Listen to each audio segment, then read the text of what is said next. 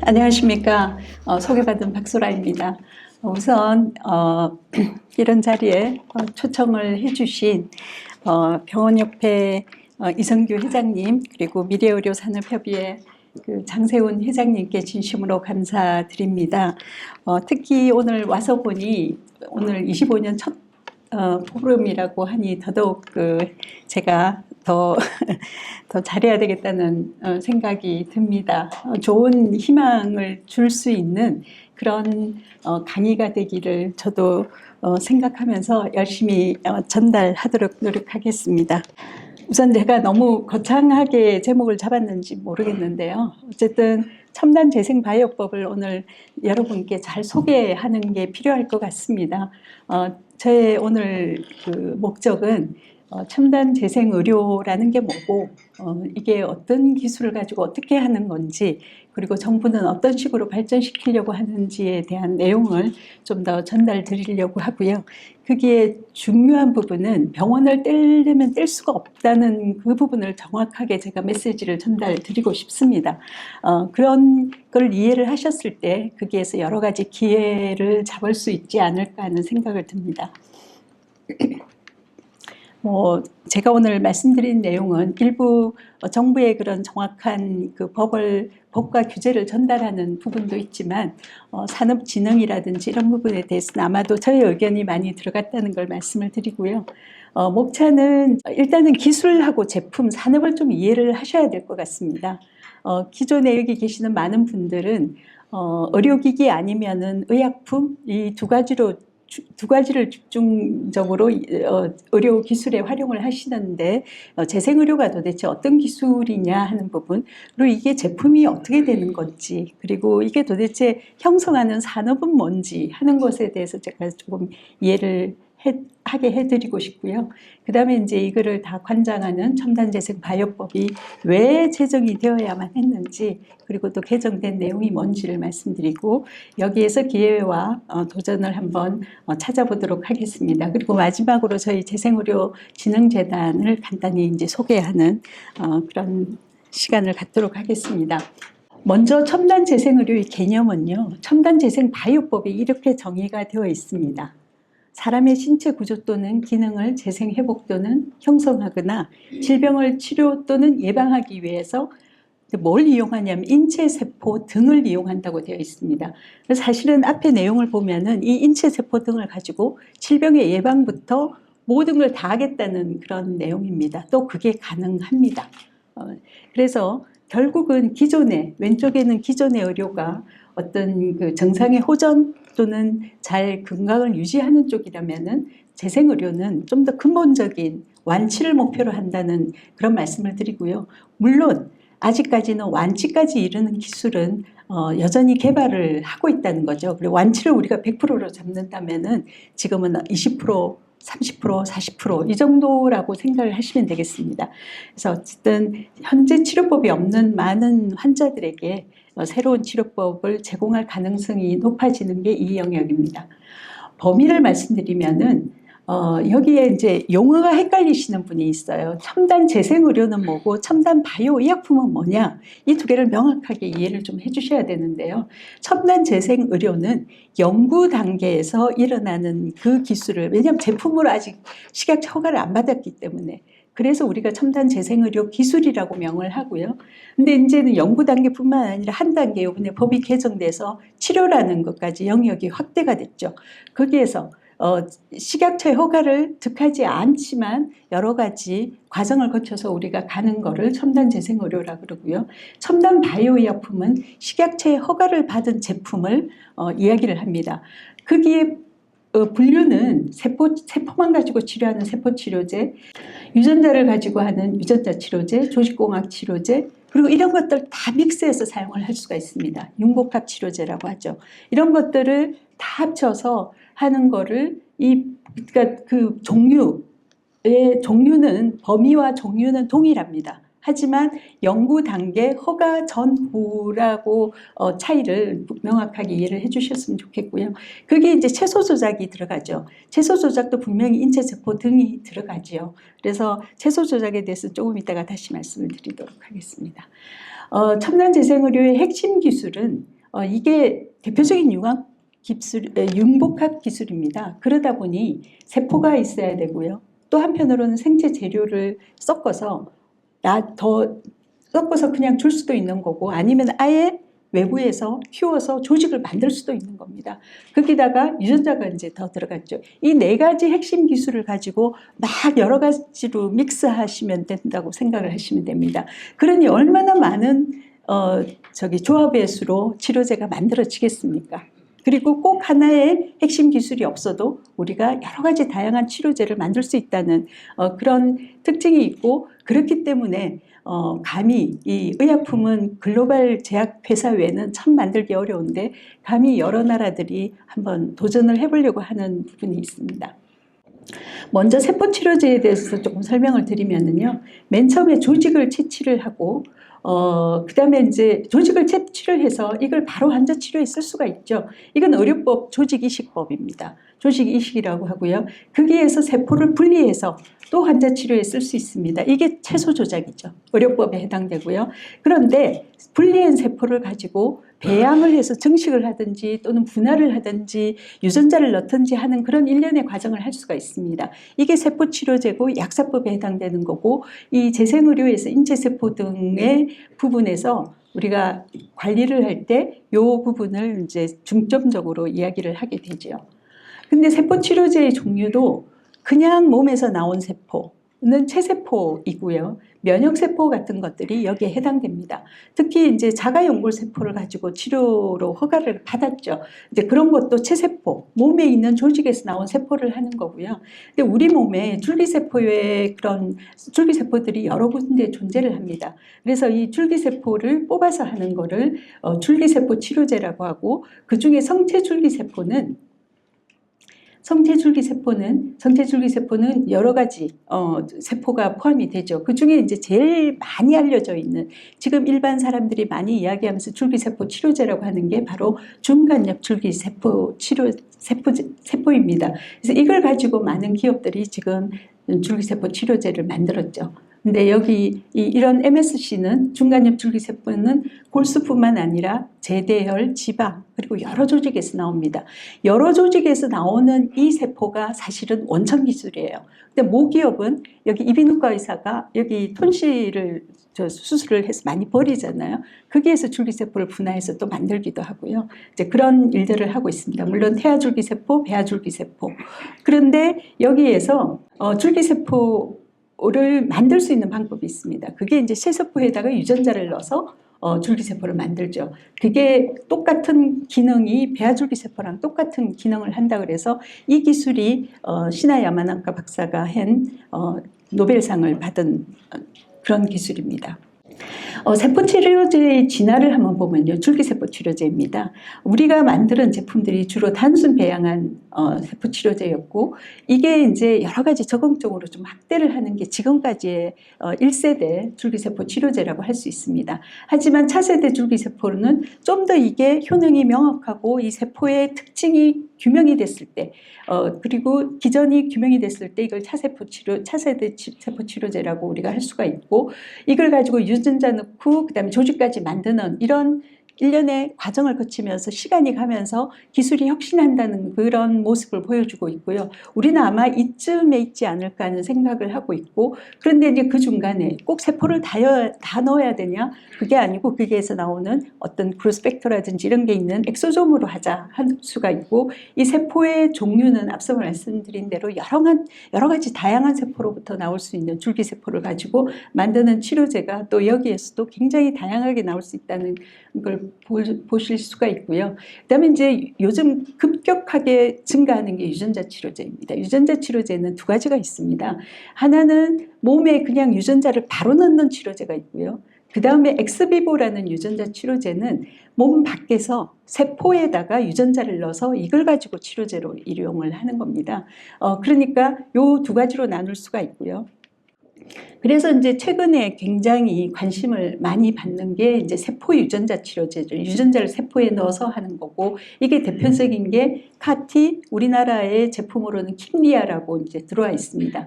이거의 원리는 뭐냐면은 환자 몸에서 이제 그 혈액암 환자죠. 혈액암 환자의 그 피를 뽑아서 T세포를 분리를 하죠. T세포에다가 유전자를 집어넣는데 이 유전자는 어떤 유전자냐면은 암세포에 딱 갖다 붙는 그런 그 엔티바디를 집어넣은 세포입니다. 유전자입니다. 이걸 집어넣어서 이걸 세포를 굉장히 많이 늘려요. 그래서 다시 몸 안에 집어넣는 게 이제 카티 치료제입니다. 그러면은 이 세포들이 들어가서 암세포랑 딱 만나서 싸워서 이제 죽이는 그런 걸 하는 거죠. 엄청난 센세이션을 일으켰습니다. 왜 효과가 70% 80%로 나오니까 그런 물론 독성도 있어서 이제 그게 우려가 되지만 어쨌든 도저히 옵션이 없는 거죠. 내가 뭐 2차, 3차까지 다 항암 치료를 해도 안 되는 재발하는 환자를 대상으로 이걸 이제 개발을 하였고요.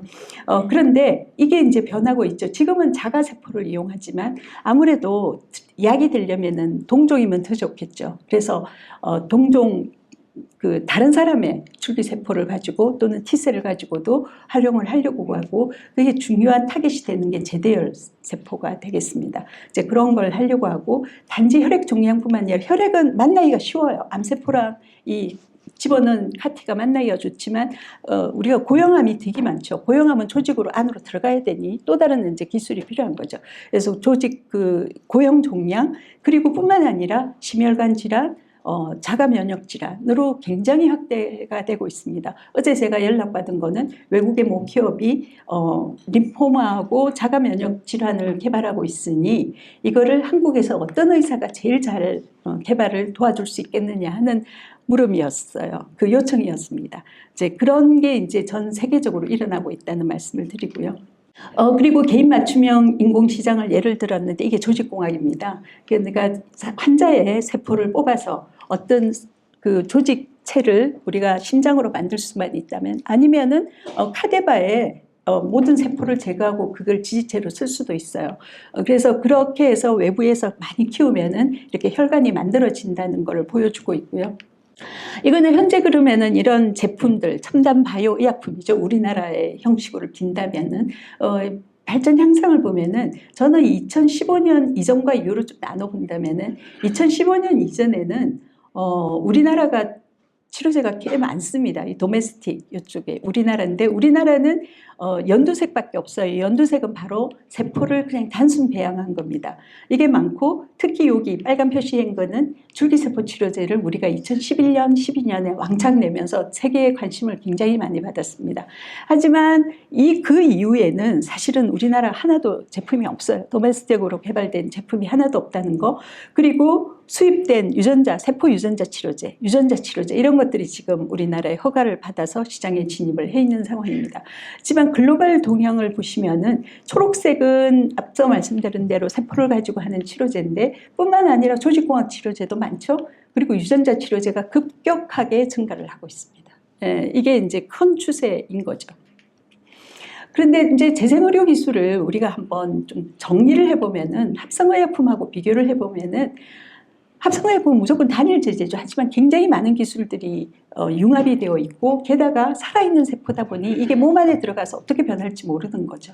그러니까 허가 당국에서 오히려 미국 FDA나 이런 분들이 훨씬 더 컨선을 하는 거죠. 비록 몸에서 나왔지만 몸에서 나와서 다시 집어넣는 거지만 이게 이제 그 의약품의 입장에서 보면은 굉장히 컨선이 되는 거고요.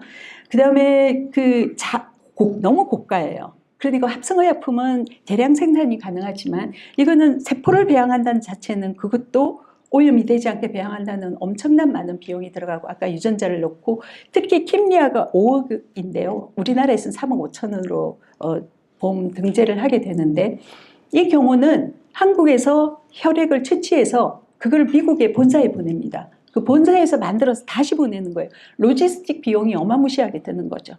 그래서 그런 것까지 포함하고 최근에 나온 햄제닉스라는 그런 유전자 치료제는 한 번 맞는데 25억이에요.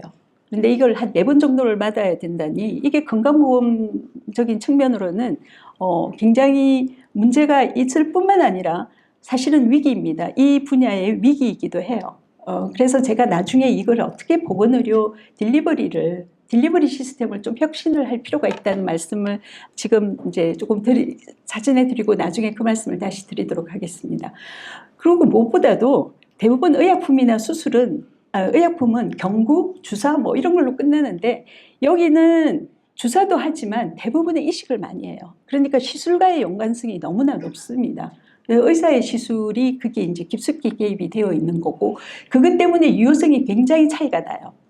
그런 부분이 있고 그래서 또한 품질 관리 어렵고 표준화 어렵고 시술도 그렇기 때문에 허가를 줄 때는 관리를 해야 된다는 그런 내용이 들어가고요. 근데 무엇보다도 다른 게 이게 세포다 보니 동물 실험으로 대부분의 의약품은 동물 실험으로 안전성 유효성을 평가하는데 안 돼요.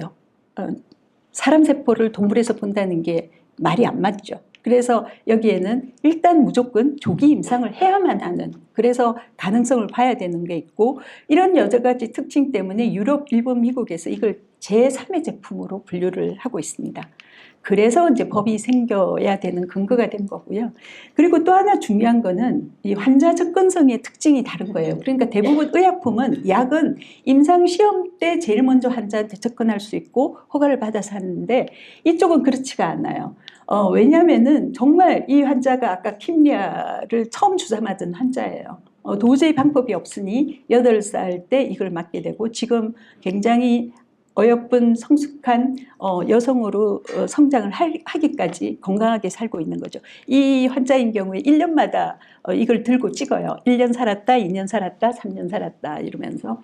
근데 정말 이거의 개발 단계도 의사가 볼 때 도저히 이게 필라델피아 아동병원에서 도저히 옵션이 치료 방법이 없으니 얘는 거의 죽기 일보 직전에 의사가 이제 보호자하고 의논을 해서 이거를 하게 되죠. 그래서 5년 동안 건강하게 사는 걸 보고 노바티스가 이거를 킴리아라는 의약품 이름으로 허가를 받게 됩니다. 그리고 이 두 번째 케이스는 방광이 어릴 때 손상을 받았어요. 사고로. 그래서 그걸 잘 조직해서 이 카데바의 조직을 떼서 만드는 케이스입니다. 그리고 이 밑에 여자인 경우에는 터너 신드롬이니까 자궁이 없어요. 자궁이 없다 보니 이거를 외부에서 만들어서 또한 똑같이 조직공학으로 만들어서 준 겁니다. 그러니까 어떻게 보면은 이런 경우는 치료 기회를 제공할 수 있는 유일한 옵션이 되기도 한다는 거죠. 임상연구라는 게 그런 의미가 있고 또 하나의 이 분야의 특징은 뭐냐면은 환자가 치료받을 권리를 요구를 해요. 나 아무것도 없는데 이거라도 받게 해달라는 치료받을 권리의 요구가 굉장히 높고 또한 우리나라에서 가능하지 않아? 그러면 난 다른 나라로 가 하는 국경을 넘는 그런 일들이 벌어지죠. 그게 이제 줄기세포나 면역세포의 원정 치료가 되겠습니다. 여기 관련된 많은 자료들이 그러니까 사회적인 문제점들이 많이 발표도 되고 있고 하지만 어떻게 보면 스템셀 세라피에 대해서는 제일 많이 하는 나라가 미국이라는 사실이 참 놀라워요. 그런 통계와 코스트에 대한 통계도 이제 많이 발표가 되고 있습니다. 결국은 이런 걸 다 포함해서 글로벌 이 재생의료 영역에서의 글로벌 규제는 의약품이 연구 개발을 하고 대기업이 제약기업이 임상시험을 해서 허가를 받아 제품으로 가는 길이죠. 여기에는 병원이 개입할 거는 아마 임상시험부터 개입을 하게 될 겁니다. 임상시험의 대상 병원들은 굉장히 상급 종합병원이 타겟이 되겠죠. 그런데 조금 전에 말씀드린 여러 가지의 특징으로 인해서 재생의료는 여기에 임상연구라는 과정이 개발 초기 단계에 끼어들어 있어요. 이게 가능하게 해야만 합니다. 그리고 또한 이것만 가지고 안 되는 거죠. 환자들이 요 단계에 있는 것도 나 치료받을래 하는 사람이 많기 때문에 여러 가지 환자가 스스로 돈을 내면서 할 수 있는 받을 수 있는 허가 전이지만 받을 수 있는 길이 각 나라마다 많았고 우리나라도 원래 있었어야 했는데 이게 없었다는 게 이제 큰 문제고 요번에 법이 개정되면서 이게 가능하게 됐습니다. 근데 이걸 보시면은 병원이 여기서부터 개입을 많이 합니다. 그러니까 이 영역은 병원이 개발 단계부터 들어갈 수밖에 없고 그런 부분이 우리가 굉장히 중요한 차이라고 볼 수가 있는 거죠. 그래서 법 제정 과정을 보면은 처음에 재생의료법을 만들었어요. 임상연구와 치료만 가능하게, 시술만 가능하게 하는 법이 만들어졌고, 식약처에서 이걸 의약품, 첨단 바이오의약품법을 만들면서 이 두 개가 합쳐져서 통과하면서 너무나 마음 아프게 많이 떼냈어요. 시술은 빠졌고요. 그때 이제 시민단체의 반대가 워낙 컸기 때문에. 그리고 환자 비용 부담을 금지하라고 아예 법에 그냥 확 박아버렸어요. 그리고 고위험 연구는 식약처의 승인을 받아라. 기껏 민간 심의위원회를 만들어서 했는데 이 부분이 정말 저는 이 법이 돼야 되냐 하는 생각을 했을 정도로, 그럼에도 불구하고 여기 계시는 노웅인 실장님을 유시해서 여러 복지부의 높으신 분들이 그래도 법이 되면은 기회는 또 있다 하는 거에 정말 그 위안을 많이 받았었더랬습니다. 그래서 여기 이제 통과가 됐고요. 그 다음에 이제 이게 됐을 때 또한 맨 마지막 단계에서 정말 또 하나의 큰 또 이슈가 생겼습니다. 이 어느 모 국회의원이 이거 연구 대상을 아주 축소를 해, 이렇게 돼버린 거예요. 그래서 이게 또 하나의 그냥 쐐기를 받게 되는 그런 법이 참 제정되는 과정을 경험해 보니까 어렵더라고요. 그럼에도 불구하고 이 과정을 잘 기록을 해두었고 복지부와 함께 되자마자부터 개정을 준비를 지원을 하게 됩니다. 복지부도 그걸 아시고 계셨고요. 워낙 초기에 이걸 하시겠다는 의지가 강하셨기 때문에. 그래서 결국은 이 내용을 다시 살리는, 요 없어진 걸 다시 살린 게 이번에 법 개정에 주요한 부분입니다. 그래서 앞서도 말씀드렸지만 이 법 두 개가 합치다 보니 법이 챕터로 이렇게 크게 장으로 두 개로 나눠져 있다는 말씀을 드리고요. 이 부분은 재생의료는 복지부가 거버닝을 하고 첨단 바이오의약품은 식약처가 거버닝을 하는 겁니다. 가장 큰 특징 중에 하나는 위험 리스크 베이스로 분류를 한 겁니다.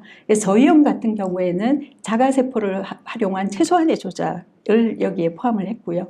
중위험은 최소한의 조작이지만 동종인 거. 사실은 미국에는 이게 허가사항입니다. FDA 허가를 받아야 돼요. 그런데 우리는 최소 조작으로 가능한데 동종 유래 최소 조작, 그리고 나머지는 이런 세포를, 자가세포를, 성체줄기 세포, 여러 가지 제가 세포를 말씀드렸잖아요.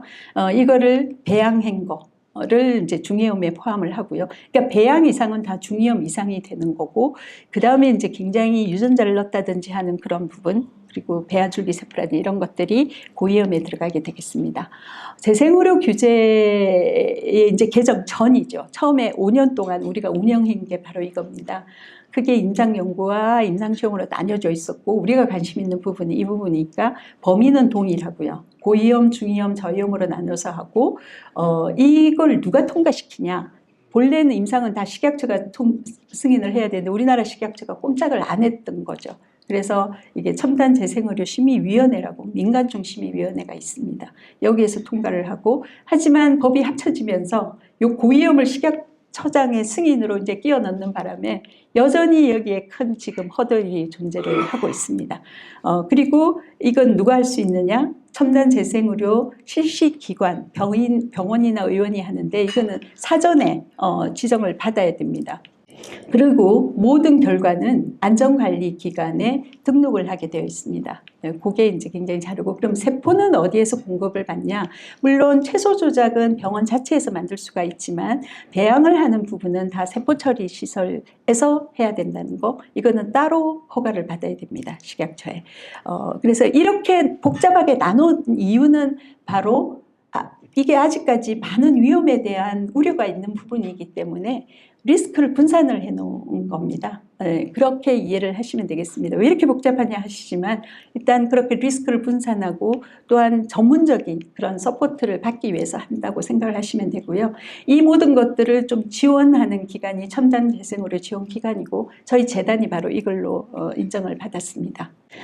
지금 현재 재생의료 기관, 실시 기관이죠. 3월 현재까지 125개가 되었습니다. 지정을 받았습니다. 그래서 상급종합병원 44개, 종합병원, 병원, 의원까지. 요즘 최근에 치료제도가 생기면서 의원의 그 실시기관 지정에 대한 요청이 엄청 증가를 하고 있습니다.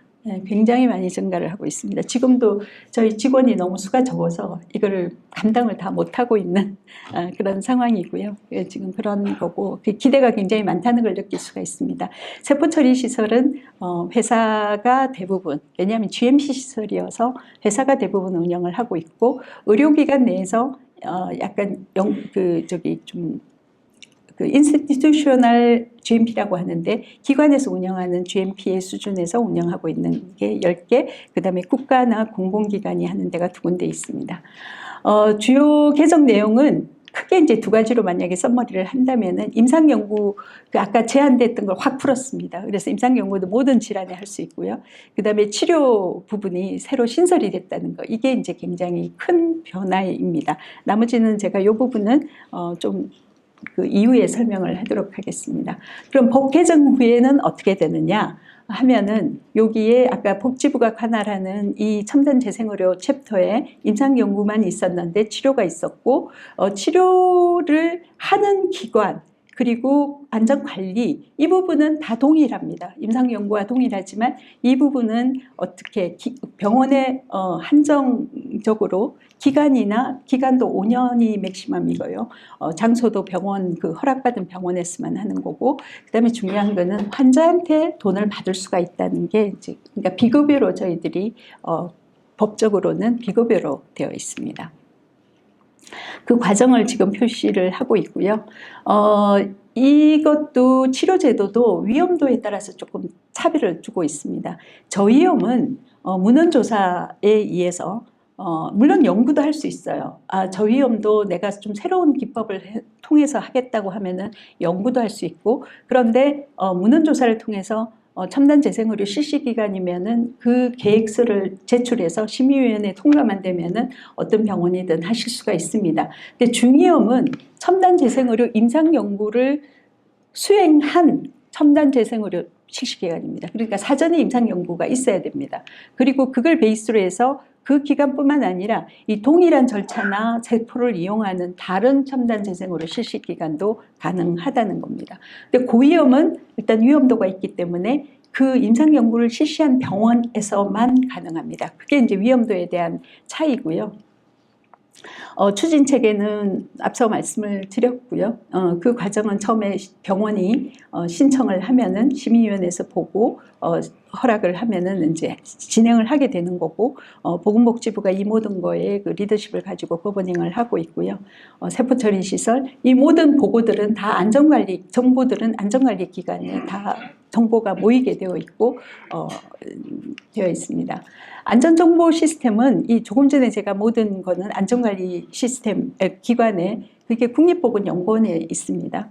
국가기관에. 그래서 ARM이라고 Advanced Regenerative Medicine Information System에 모든 환자 데이터를 등록을 하게 되어 있고요. 그리고 이걸 이제 전체적인 접근 경로를 보면 대부분 의약품이나 의료행위가 보편적인 적용을 받으려면 어떻게 하시는 건 잘 아시지 않습니까? 임상시험을 통하거나 신의료 기술 평가를 받아서 이제 급여 비급여가 결정이 되고 통상적인 보편 의료의 이제 시스템에 적용이 되는 것 같으면은 의료행위인 경우에는 이게 연구를 통해서 재생의료 치료도 할 수 있고 채소 조작인 경우는 바로 할 수도 있는 거고요. 그래서 제한적 적용을 통해서 궁극적으로는 이거는 물론 아주 환자가 적고 특이한 경우에는 이 치료 제도가 지속이 될 수도 있겠지만 기본적으로 이 데이터가 있으면은 임상시험이나 또는 신의료 기술 평가를 받아서 통상적인 그런 진료, 치료로 가야 된다고 생각을 지금 복지부가 정부가 생각을 하고 있습니다. 그리고 미용 성형에 대해서는 사실은 임상연구, 처음에는 임상연구만 하다 보니 여기 첨생법을 제외를 했습니다. 하지만 이게 이제 치료 영역의 비급여가 되다 보니 이 부분이 지금 여전히 조금 논란이 있는 영역이기도 합니다. 그래서 지금 고민을 좀 하고 있는 부분이고요.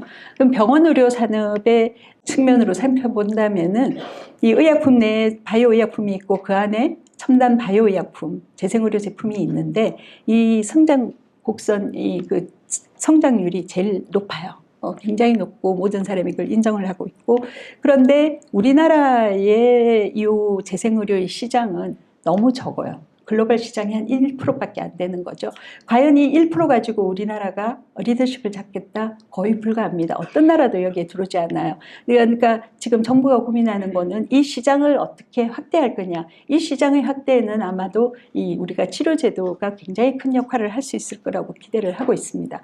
또한 이 재생의료는 아까 살아있는 세포가 움직인다고 말씀드렸잖아요. 그러다 보니 전 세계적으로 이거를 볼 때 산업적인 측면으로 볼 때 세그멘트가 되게 중요해요. 국가별 이 이 어떤 대륙별로. 그래서 그 대륙별로 그 성장률을 본다면은 어떤 그 아시아의 성장률이 굉장히 높습니다. 그래서 그 세포가 움직이는 게 아직까지는 굉장히 긴 시간을 움직일 수가 없다는 그런 기술적인 제한이 있어서 가능하면은 로컬에다가 그런 허브를 두려고 하는 게 큽니다. 그러면 훨씬 더 비용이 적게 들겠죠. 그래서 아시아 시장에 대한 그런 관심이 많고 이걸 우리가 잘 활용해야 된다는 그런 말씀을 드리고 싶고, 산업계의 그 첨단 재생의료 산업 생태계의 특징은 일단 여전히 지금 기술 및 치료제가 혁신이 진행 중이라는 거죠. 파이널 이건 다 괜찮아 하는 게 참 여전히 지금 바뀌고 있고, 그다음에 앞서 말씀드렸던 대로 기업과 병원의 협력 체계가 굉장히 중요하고 너무나 촉박하다. 이게 해결이 안 되면은 산업 생태계 과연 될까? 리임버스먼트가 해결이 안 되는데 어떻게 기업이 거기에 더 투자를 하겠느냐 하는 부분이 있는 겁니다. 제일 좋은 거는 연구개발 엄청 잘하고 그다음에 빵빵하게 연구하고 제품 허가도 아주 그냥 글로벌 수준으로 주고, 그리고 시장도 나라가 돈이 많아서 급여도 착 주고 하면은 너무 좋겠지만 이걸 할 수 있는 나라는 그렇게 많지 않아요. 아마 미국 정도 그런 것 같습니다. 그래서 결국은 어디를 조금 우리가 제도를 통해서 숨통을 틔워주냐, 이걸 먼저 틔워주자는 거죠. 그러니까 실제로 우리나라의 모든 규제는 하나하나의 진입을 굉장히 규제하는 거라면은 첨단 재생 의료는 그래도 여기에 굉장히 관심을 많이 갖고 있다는 거는 굉장히 바람직한 그런 방향 전환이라고 저는 생각을 합니다. 여기를 어떻게 해서 많이 끌어오게 하는 게 사실은 굉장히 큰 이슈가 될 것 같고요. 그다음에 그렇게 하기 위해서는 그러면은 제조 기술이라든지 제조 인프라 사업 모델의 혁신이 필요하다는 말씀을 드리고 싶고, 결국은 산업이 활성화되려면 유통이 돼야 되는 거잖아요. 이 유통은 결국은 위에 뭐 파트 A는 기술이 빵빵하고 충분히 입증이 되고 유효성이 입증이 되면은 뭐 고가 줄 수 있죠. 여러 가지 계산을 해서. 그런데 그게 안 되면은 이거라도 지금 해야 되는 부분이 있는 거, 시간이 걸리는 부분이 있으니까 그래서 이 부분을 집중적으로 제가 지금부터 말씀을 드리고자 합니다. 결국은 제조 기술이 혁신된다는 건 대량 생산 기술이 만들어져야 돼요. 코스트 다운이 돼야 된다는 거죠. 그래서 여기 보시면은 처음에 이렇게 우리가 지금 현재 만드는 기술로는 100만 개를 만드는데 한 100불이나 500불이라면은 이걸 좀 더 기술을 바꾸면은 10불이나 50불, 10분의 1로 줄일 수 있고, 이렇게 바이오레ak터를 큰 걸 쓰면은 1불이나 5불로 줄어들 수 있다는 겁니다. 그런데 이런 기기들은 사실은 큰 회사들이 들어와야 돼요. 근데 이 회사들이 과연 우리나라 그 시장을 보고 들어오겠습니까? 지금 현재 시장 가지고는 안 되는 거죠. 그래서 국가는 어쨌든 시장을 늘릴 필요가 있고, 또 이게 큰 변화는 제조 생산 시스템이 자동화 그 이상을 향해서 지금 가고 있다는 겁니다. 그래서 지금 현재는 굉장히 GMP 시설이라는 게 어마무시하게 필요해요. 공조 시설부터 시작해서 사람도 많이 들어가고, 근데 이거를 하나하나 모듈을 자동화를 해서 이 모듈을 모아서 만드는 지금 그런 반자동 방식이 있고, 이거를 하나의 컨테이너에 다 심을 수 있게 자동화를 하는 겁니다. 그러면 이게 어떤 일이 벌어지냐면은 이건 병원 옥상에 놓을 수도 있고, 아니면은 오더가 오는 거예요. 어느 병원에서 이 세포를 쓰고 싶어요 하면은 이게 가면서 이제 배양이 되고 한다는 거죠. 그래서 대륙간은 아니라도 미국이라는 큰 나라에서도 굉장히 그 부분, 그러니까 로지스틱 비용을 따로 냉동을 하거나 이게 아니라 그 가면서 이제 배양을 하면서 도착해서 환자한테 주겠다 하는 논리로 지금 하고 있고, 사실은 이게 지금 시범적으로 일어나고 있고요, 유럽에서는. 그 다음에 더 나아가면 에스프레소 기기를 상상하시면 됩니다. 딱 집어넣으면은 나오는 거예요. 그래서 GMP 인박스예요. 세포 처리 시설이 박스 안에 들어가 있는 겁니다. 이게 이제 의료기기 산업에서 우리가 생각을 해야 되는 거고, 그 중에 이제 가장 근접하는 게 뭐냐면은 밀테니 바이오텍이라고 독일 회사예요. 이 회사는 자동 제조기, 아까 말씀드린 카티 보세요. 세포를 빼서 세포 안에다가 유전자를 집어넣고 세포를 또 증식해서 해야 되는 거잖아요. 그 과정을 요 하나의 기계에서 다 끝납니다. 그래서 우리나라가 카티를 만드는 기업들이 다 이 기계가 한 600대가 팔렸다고 해요. 그렇게 하고 있고, 지금 서울대 같은 경우에는 서울대 병원은 이 기계를 통해서 카티를 병원 임상연구용으로 제조를 하고 있어요. 그래서 고위험의 임상연구를 지금 하고 있고요. 예. 그래서 이게 가능하게 되는 거죠. 그래서 제가 이걸 보면서 이게 병원만 비즈니스를 할 게 아니라 이걸 개발하는 기기 회사들이나 이런 데서 같이 지금 발전해야 되는 거다. 왜냐하면은 이 회사는 별로 치료제 만드는데 제 관심이 없어요. 이 부회장이 매년 오면은 저희 재단을 방문을 하는데 이분들은 많이 쓰이면 되는 거예요. 뭐냐면 여기 소모품 아무거나 쓸 수 없죠. 딱 패키지에 모든 소모품이 다 들어가거든요. 이 회사는 그냥 의료기기로 자기들이 비즈니스를 하는 거고 그 환자가 지불할 많은 비용 중에 많은 부분은 그 회사에 지불을 해야 되는 거죠. 그래서 이런 메커니즘을 우리가 좀 생각한다면은 분명히 좀 다각도로 우리가 좀 산업의 측면을 바라봐줘야 되고, 또 하나 중요한 거는 아까 그랬잖아요. 노바티스가 이게 이제 로지스틱 비용을 통해서, 또 의약품은 그래요. 의약품은 이게 그래도 만드는 비용이 그렇게 많이 안 드니까 이게 센트럴라이즈드로 만드는 게 가능할지 모르는데, 병원에서는 아까 그 살아있는 세포를 움직이는데 너무나 많은 비용이 들어가는 겁니다. 그러다 보니 이거를 가능하면은 그 자리에서 만들어서 환자한테 준다 하면 훨씬 더 비용이 감소되는 거죠. 그래서 스페인의 바르셀로나 병원 같은 데는 카티를 그걸 하지 않고 하스피탈 이그즘션으로 병원 면제로 해요. 그러면은 5억 드는 걸 한 1억 미만으로 할 수 있다는 그분들의 주장이거든요. 그러려면 허가부터 시작해서 모든 제도가 뒷받침을 해줘야 되는 겁니다. 그래서 이렇게 되는 경우는 결국은 지금 론자나 이런 데서 코쿤이라고 이런 걸 하나하나 환자 하나하나 세포를 다 배양할 수 있는 시스템을 개발을 하고 있고, 이거를 병원에다가 한쪽에다가 두고 이제 환자 번호에 따라서 이거를 배양해서 이제 주는, 이게 포인트 오브 케어로 가는 거죠. 제가 볼 때는 자가세포인 경우에는 아마 이 방향으로 발전할 가능성이 굉장히 많을 것 같습니다. 자가세포는 그 자리에서 그 환자의 것을 배양을 해서 써야 되기 때문에. 그런데 이제 동종세포로 가면은 이건 좀 다른 개념이 되는 거죠.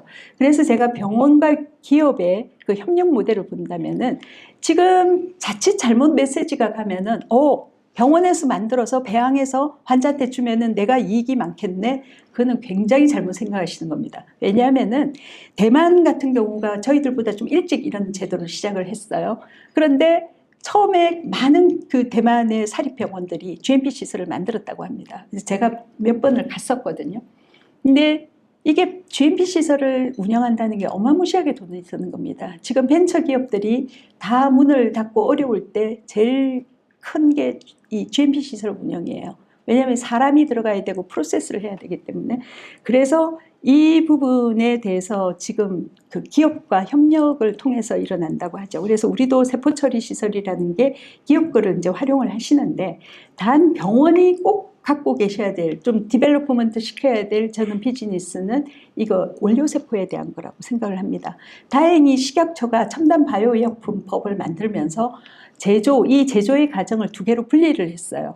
인체세포 관리업이라 그래서 셀 뱅킹을 하는 쪽. 그래서 지금 우리나라가 아까 제가 동종으로 제대열 T세포를 이용을 해서 NK세포를 이용해서 기업들이 제품 개발하는데요. 이걸 우리나라에서 살 수가 없어요. 그렇게 퀄리파이 된 세포들이 없습니다. 다 어디서 사느냐? 미국에서 사요. 어마무시하게 듭니다, 돈이. 그래서 그런 비즈니스를 병원에서는 오히려 잘하는 비즈니스. 그리고 우리가 세포를 처음에 채취를 했을 때 그거를 분석하는 기술은 기본적으로 병원이 다 있잖아요. 그리고 뭐 임상병리 회사랑 연결이 돼서 다 이게 되듯이 이제 그 부분을 집중적으로 하게 된다면은, 기업은 병원은 이런 인체 유래물을 잘 밸리데이션을 해서 퀄리티가 좋은 걸로 만들고, 그럼 이걸 가지고 뱅킹을 하거나 하는 거는 기업들이 한다면은 훨씬 원활하게 될 거다는 생각이 들고요. 만약에 가능하다면 뱅킹까지 병원도 가능할 것이라고 저는 생각을 합니다.